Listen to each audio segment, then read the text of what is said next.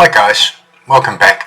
I just recently watching a YouTube video, Ryan at The Naked Guru, and the question came up there that people were asking him, or he had noticed, or it had become apparent that in a lot of cases that there's a lot of Westerners, Farangs, in rural Thailand, and generally in Thailand. But the question came up that often you might come across another Farang and they don't talk, or they don't notice each other, or don't acknowledge, is probably the word I'm looking for, each other, as if they're being antisocial. And why is that? I've noticed it myself. I've probably been guilty of it myself. For a big part, Ryan was saying that maybe generally a lot of these people are just antisocial. He described himself that way as well. Well, that made me think about it a bit, and I guess it comes back to, for me, I'm not an antisocial person. I do enjoy people. I certainly enjoy Thai people, which is why I'm here. I enjoy the country and everything it has to offer. But I am, you might say, a loner.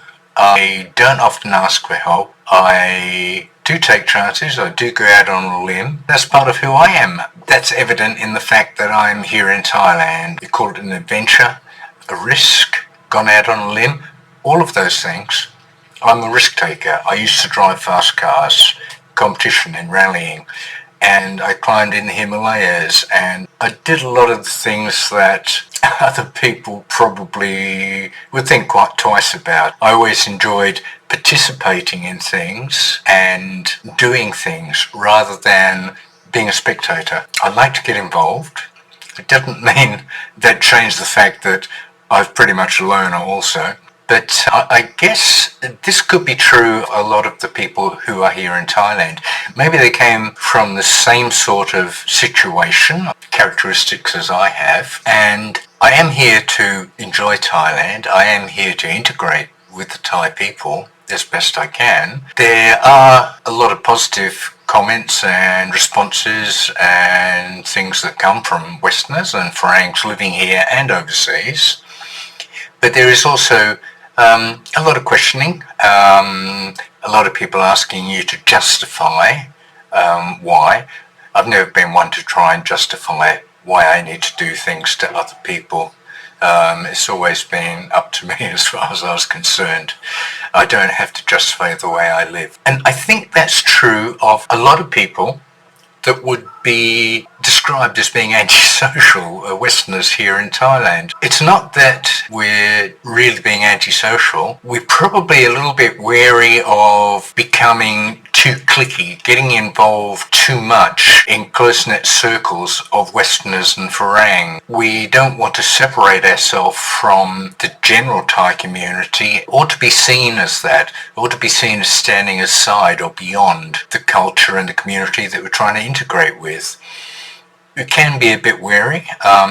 There are some unusual characters here, have very different reasons for being here, and consequently some are very, very forceful, and some probably the opposite. They probably shy away from possibilities of conflict. But it's very evident that there is this situation that we might not readily jump in and say, "Hi, mister."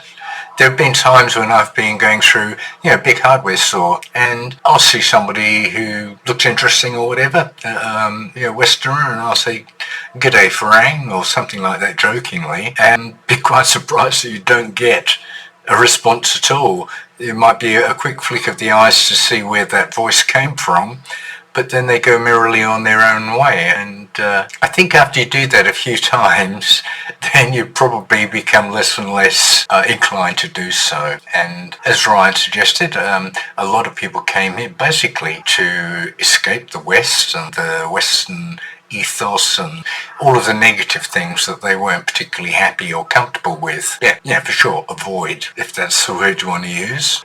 People can try and ask you to explain what you mean by that. Generally, the majority of us are tired of justifying who we are and what we're doing and why we're here. And there's always a big possibility of that when you're talking to Westerners. I myself coming here regularly for 12 years, which is how long I've been married to Talani. Prior to that, I had been coming 5 years previously before I met Talani. And here, where we are now, I became aware that there were a group of Western guys from various places. There's guys from Switzerland, Norwegian, German, USA, a few from England, Sweden, that are in this particular group. And I did for the first time, after being invited by one of the guys, for the first time I went there about a month and a half ago and met these guys. I don't necessarily want to make that the environment or my safe place or the place I can hide. So I'm not, I was a bit wary of going. Not that I was concerned particularly about the people there. I just probably hadn't made up my mind whether or not that was the kind of thing I wanted to do or the reason I was here or whatever. It's an interesting one to try and sort of work out what your own real feelings are for avoiding a situation like that or try to describe it. So yeah, when I say the local group, some of these guys are coming from 30-40 kilometres away and some even further. And the time that I happened to be there, I think there was a dozen guys, which is one of the largest turnouts they'd had for a while. They normally have about 7 or 8 guys turn up on a Saturday afternoon, about 3 p.m, have a few drinks together, and the guy who provides the venue for it is a shop, and out the back he has, I think, a living area. But he has a big entertainment area out the back with big long tables and stuff. So he has the venue, the shop's there, he gets to sell a few beers and a bit of food if people want it, and it's an opportunity just to have a bit of a chin wag. I would probably avoid that kind of environment if it started to get too cliquey or if it started to become a outlet for people to voice their dislikes or the negative aspects of what they've been experiencing here without getting sort of too heavy. I would probably not continue to sort of make the effort to go there. So it's nice to see these guys. It's nice to probably communicate at a level. I guess this is another thing too. Some people very readily pick up the Thai language. Myself at my age, I'm actually an accredited English teacher. So as far as communication and English language goes, I've done a lot of writing and various things and memoirs. I'm quite able in that respect, but I do have a hearing deficiency from playing too hard and racing cars and heavy equipment and stuff. So I do struggle a little bit with the intonation in the Thai language and the niceties of it, and particularly in eastern Thailand, where it's a mixture of Thai and Lao language. They talk quick, they very regularly chop off ending syllables of words. So if you've learned from a book or you've learned from a teacher, that's fine, but you can struggle, even though you may have learnt enough to be able to understand what's being said. When they start talking fast and they start talking in a way that a local Thai, a local in your area, is used to how people chop off words, and they get the understanding that they know how people talk there.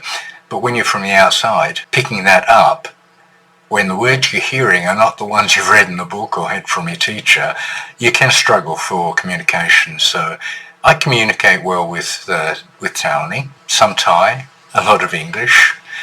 Coming back to that, there are times when you might welcome some company of a Westerner occasionally, that you'll talk more freely and more relaxed. Not saying that you're not relaxed normally. You can use phrasing and things that people understand, similes, stories and the like that a Westerner gets. And this is something other people do actually miss. The reality of the world history in the eyes of Europeans Westerners is somewhat different to the world history that people in Thailand necessarily were brought up with. So a lot of things that impact the cultures in those countries are not evident here. And so some phraseology you might use is indefinite reference or has a historical value, that people know the story and they understand the meaning that you're trying to convey.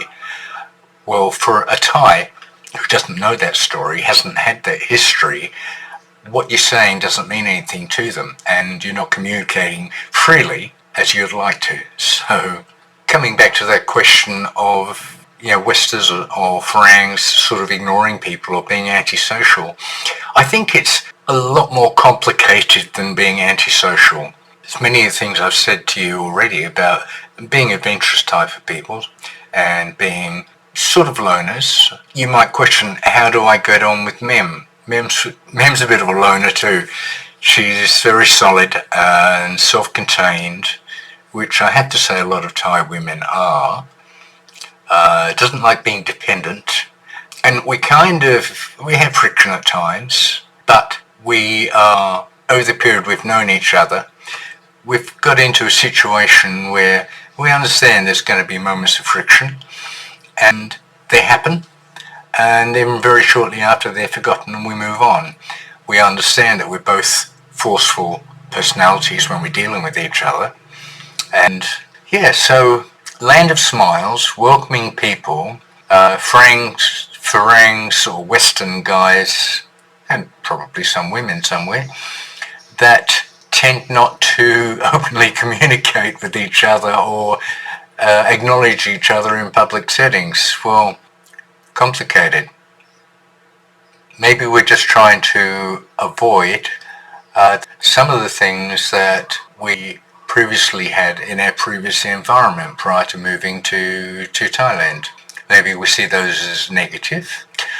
I found out quite some time ago that the greatest poison for me was to associate with negative people, or people that were negative on the subjects or the things that I was involved with and doing. Positive people help you move forward. Positive people, I won't say that they pee in your pocket, but I will say that they do empower you. Negative people tend to make you question yourself. And very often, they do say that your first impression is probably the correct one. The first impression is normally an instinctive thing, and it's not a guess or anything. It's your brain working in the background. It puts together all the similar occurrences that you've had during your life, or the similar characteristics, or the similar environments, or the similar sort of responses or people together, and it makes a value judgment. And without you consciously making all of those thoughts, it gives you a first impression. It's not a guess. Some people might just suggest you being silly. So, are we antisocial? Wrong word. We're probably more independent. We are more adventurous. To say we're focused might be the wrong word, but maybe we do have a desire to follow our path. We do try to, I won't say eliminate, but I'll say reduce negative input. We probably avoid situations that can occur. So I've had my bit of a say on the subject, and I'm sure there'll be others that will have the same. They'll have their opinion. They'll try and describe the situation as they see it. It's a little bit elusive, but I think the more people that you ask the question, probably the more likely to be able to form an opinion of what seems to be concurrent or what seems to be a common theme. So all the best. I've had my say. Now, how about you having a say? Put something down in the comments down below.